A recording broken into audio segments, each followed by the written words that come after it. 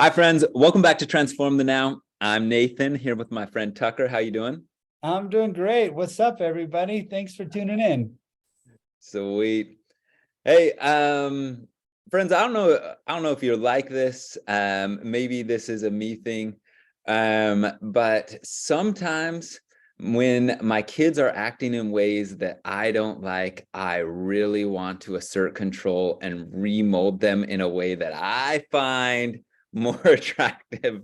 And I've noticed that when I acted this way, and spoiler alert, it was honestly this morning when my youngest was trying to do his jobs, and I was like, I don't know, the hammer was coming down and it just felt so heavy. And I was like, dude, we're talking about counters here, uh, not like world destruction or anything. But I've noticed that like when I zoom in so tight on those sorts of things, and I feel like I have to control it in order for me to like feel good, or in order for me to have peace in my house, like it doesn't bring me peace, and it doesn't bring me happiness, and it brings a weird vibe. Now, do not get me wrong, I am all about cleaning our house, and I'm all about our kids pulling their weight. So like I'm not advocating like that nothing. Logic there. Yeah. Yeah. But like, I don't know, talk me through this idea of kind of control and those associated feelings of just heaviness there. Do you have any thoughts, or have you noticed this in your experience or things you've seen at all, Tucker? Well, absolutely. I think it's a daily thing where my mind locks onto some idea of like, oh, Tucker, you've got to have that or do that thing, or you will not have peace or joy or a hopeful future.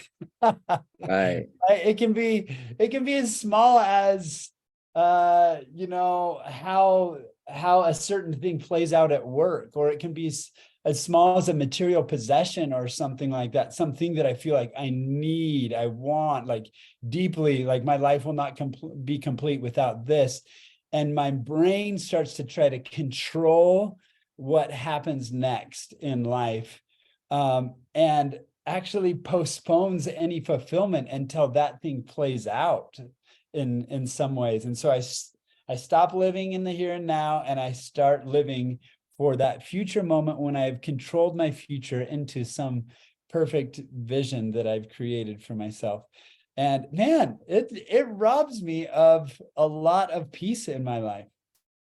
Well, I notice sometimes with me, like it seems like when I'm fixated on that thing, it creates sort of a boundary in which it must be so, and I become really focused on that limitation and fulfilling that. If I can use an analogy, sometimes my kids and I we play Ticket to Ride, and in the kids version, there's a less pathways and stuff like that, and you get a route that you have to build. But sometimes somebody will swoop in and build the route you were thinking. And our kids so often are like, I can't do it anymore because they took this path out of it. And I feel like sometimes that's how I feel when like I fixate on this thing and it doesn't go quite the way I want. People's behaviors, I can't control them. And so like I'm left feeling miserable because it's out of my control and I can't do it anymore.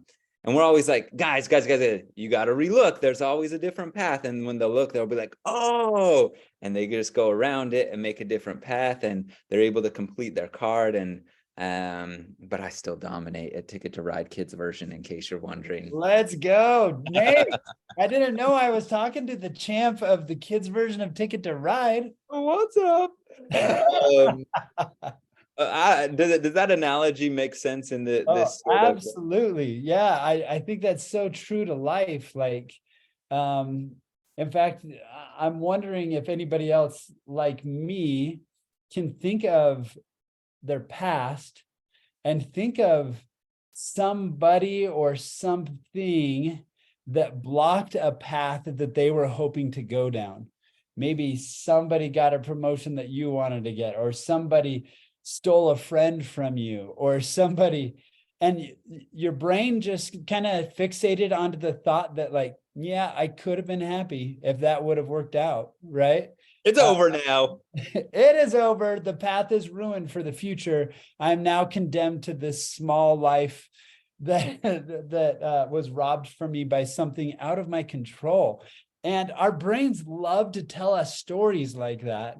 Our brains love to try to control this life that is uncontrollable. It's just, if we can get to that place and be like, hey, this is uncontrollable. And Nate, something recently for me is arising at work where I can see a potential future path, and I can feel my brain trying to like control that destiny for me. Right. Okay, that needs to happen, right? But on the other hand, the balancing, not the balancing, maybe another way to see life is, instead of seeing it through a lens of control, seeing it through a lens of curiosity. Okay. And you start to see like an obstacle pops up and you're like, oh, I'm curious. Like, I didn't see that coming. What is it that life, if I take a higher perspective, like you're talking in Ticket to Ride, like what other paths is maybe life indicating I should consider?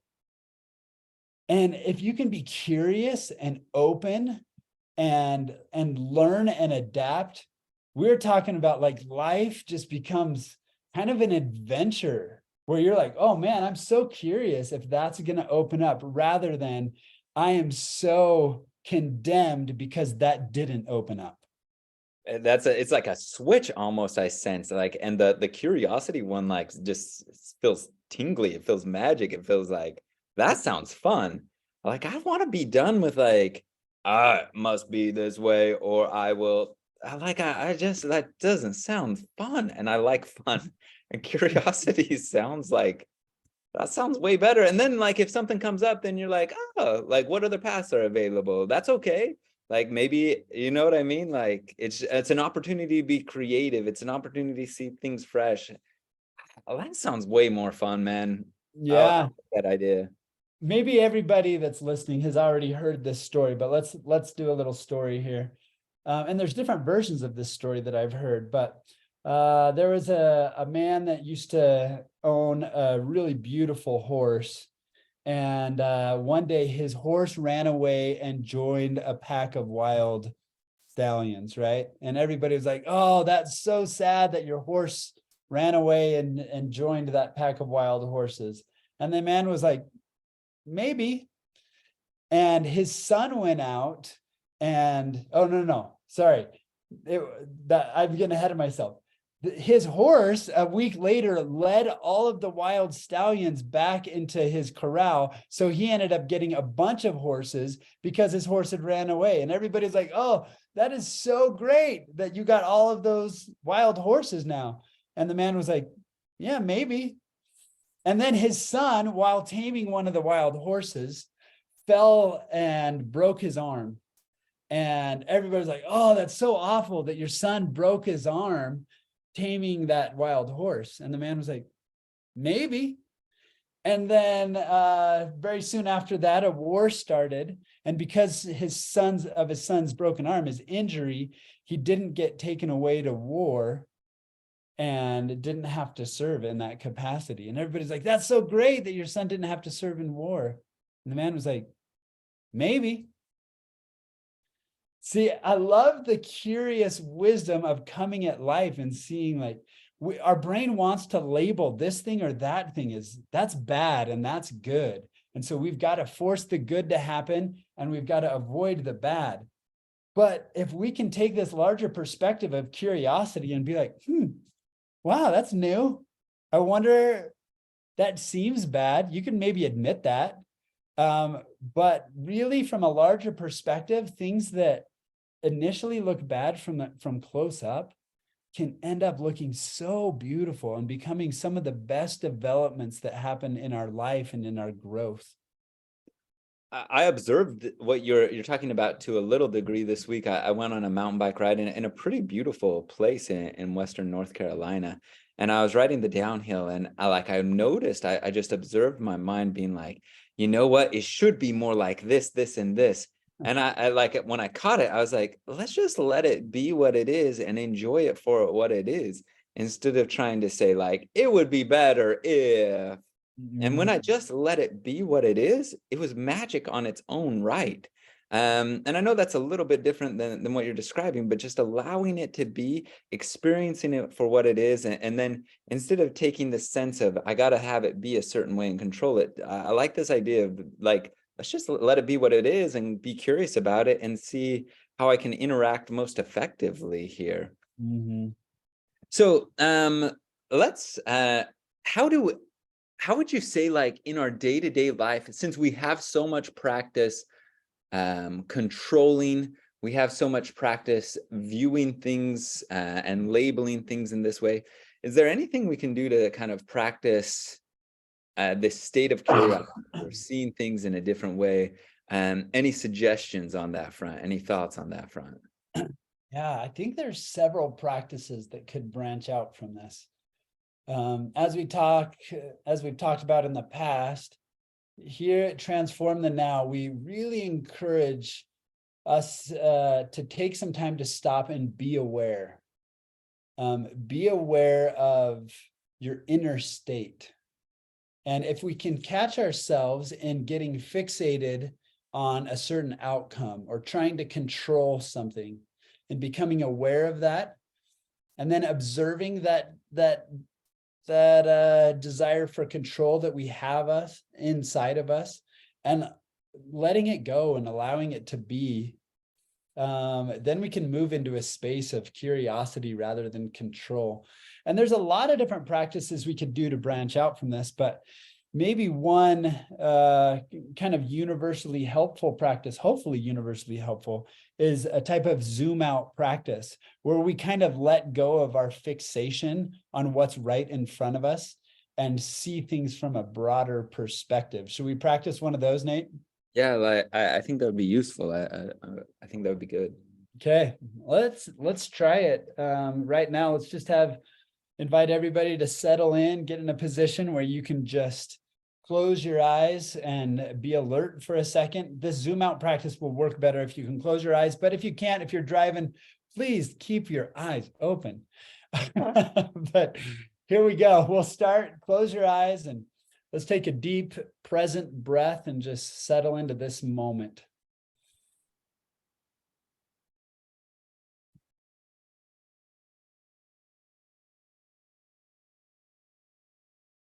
Turn inward, notice any forces inside of you that might be a little bit fixated on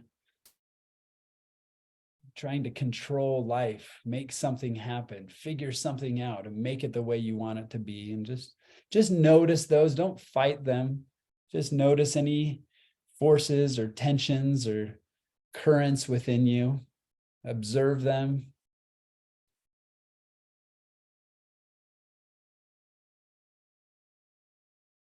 And just accept what's there. Knowing that arising is part of this amazing human life that we're navigating.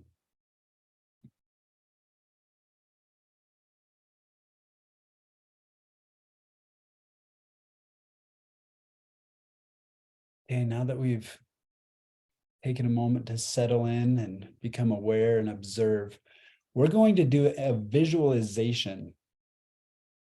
So I want you to visualize yourself where you are from above you. You're looking down at the top of your head, wherever you're at. And we are going to start to zoom out. So kind of like a camera lens that's slowly zooming away from you, start to zoom out. If you are outside, you can just zoom straight up. If you're inside, imagine yourself passing through barriers, ceilings, floors, whatever barriers there are. And imagine that you can still see the top of your head as you zoom out. Start to zoom out so that your perspective is larger than the house or building that you're in, or the space that you're in. Start to zoom out to the surrounding neighborhood, still centering on the top of your head, but the field of view is becoming larger and larger. And now instead of just the neighborhood, several neighborhoods, till you get to a larger perspective of the town, or part of the city that you're in. And then the surrounding area, maybe a distance of about 50 miles now. Now it's more 100 miles. And of course, you can't see the top of your head anymore, but that's the center in the field of view. Now you're zooming out and seeing cities and surrounding towns and the landscapes from a larger perspective. You can see maybe the state or province or place that you're from as you keep zooming out. And the zoom continues, and now you can see the entire country and even the continent that you're part of. And now in your field of view, you can even see the edges of the earth and the circular edges on all sides. And you zoom out and you are actually above the earth's atmosphere. And now looking down at the earth as a whole, and the earth is taking up your entire field of view, but you're still zooming out. And so the earth is starting to get smaller and smaller. And you see it the size of a basketball, and then a soccer ball, and then smaller until it's the size of a tennis ball. And let's pause there and just take a minute to be curious about looking at the earth from this perspective.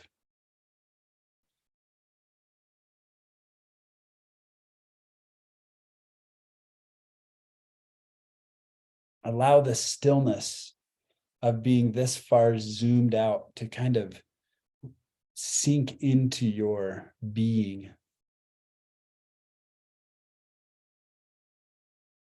Notice you can't see any problems. You can't sense any conflicts from here. There's absolute stillness and freedom from any difficulties or stresses that are weighing you down. And sit in that freedom of perspective.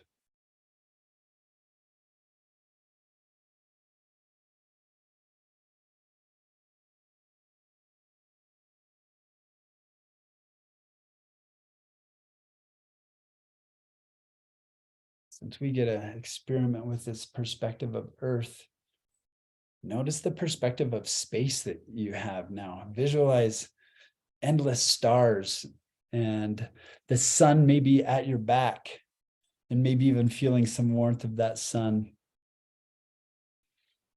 Take a moment to rotate around and look at the sun and appreciate the warmth emanating from it. See if you can even bring yourself to feel the warmth of the sun from this perspective.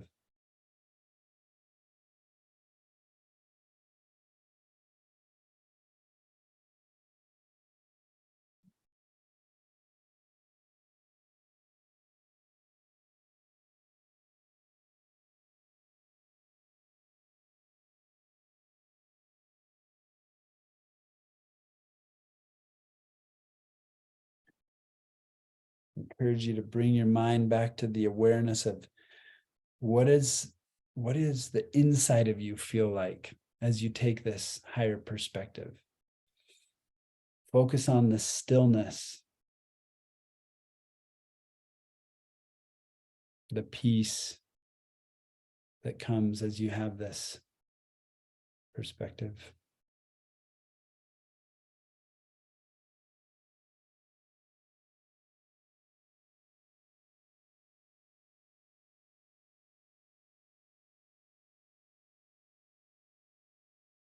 Now, perhaps pivoting your perspective back and looking at the earth, the size of a tennis ball.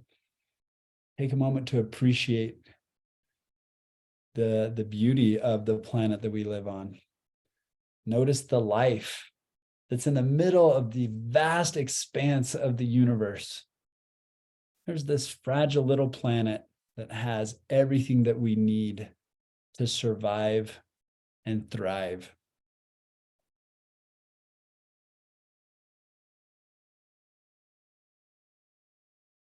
Notice that from this perspective and this seeing the earth as a gift and life as a gift and opportunity rather than limitations, there's a sense of freedom from here. And now I'll have you call up to mind those stresses and maybe those problems that as we started this practice or that you've been thinking about recently have been on your mind. Notice how they look and feel different when you take a higher perspective and when you become curious and you see not the obstacles and the difficulties from up close, but the possibilities when you look from far away. And notice that there's seems to be some type of universal order to things, some type of greater intelligence that's keeping things within the bounds, and that you don't need to control and worry about things. You can be curious and allow things to unfold.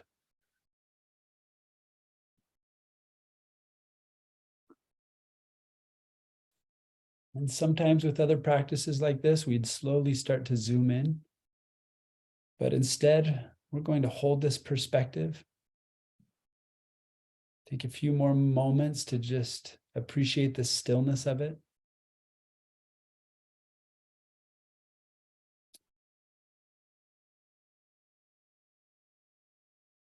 And if you'd like to continue this practice, to sit with this, feel free to pause.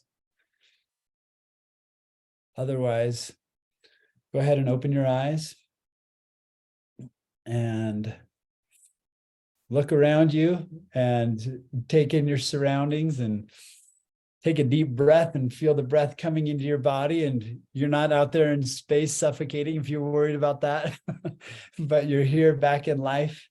And notice just if there's any difference in how you feel and how you're able to just appreciate the life and the opportunity to be here on this planet, and without focusing too much on controlling what's going on, but just appreciating and being curious about being part of this amazing life that we've got in front of us. Well, there's an example of a practice where we can zoom out and take a perspective and how it can shift us into a different way of being. Nate, share any thoughts that you have, please. Personally, this brought me a sense of peace. My stresses that were creating some real fight or flight responses in me, like, we gotta end this, we gotta make this happen. Like, I don't know, coming from outside, I was like, I think we're good. And not that I'm not going to take action, but I'm taking action in a less stressed, less controlling way. I love that idea of like, I'm going to take curious action rather than controlling action. And there seems to be, with that stance, a sense of flow, a unity and connection rather than opposition and division. Me against the world, right? Like, instead it's me and the world, like me and the universe, me and God, me and spirit, like following this path for that ultimate joy. Like, that's, I know that sounds really big, but like that's what I was sensing in there. Like, it almost felt like I'm the one limiting that flow through my striving rather than receiving there. So and then, like, I would just encourage anybody who experienced this, maybe come up with a phrase or a mantra that could bring you back to that stance, that would just encapsulate what we're saying in an easy way. Like, how would you catch it in one phrase? Like, I'm curious, or the universe is on my side, or it flows. Just think of something that encapsulates this so you can come back to this state throughout your day. That would be my summary. Any other closing thoughts here, Tucker? Oh, I love that, Nate. Something that resonates with you to get you back to that perspective. Yeah, that's a beautiful thing. And we don't want to like dictate what your mantra is, because when something resonates within you, yeah, go with that. Find that. It's worth sitting for a few moments to think of, how can I get to that space of, how did you say it, Nate? It was so beautiful. Instead of like control, curiosity, like we're still moving forward in life, but with a sense of curiosity and flow rather than a stressful control ahead. And yeah, that's powerful.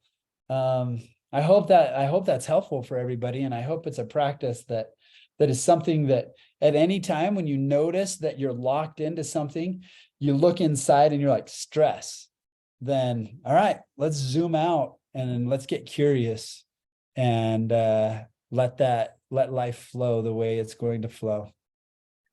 Thanks, friends. We'll see you next time.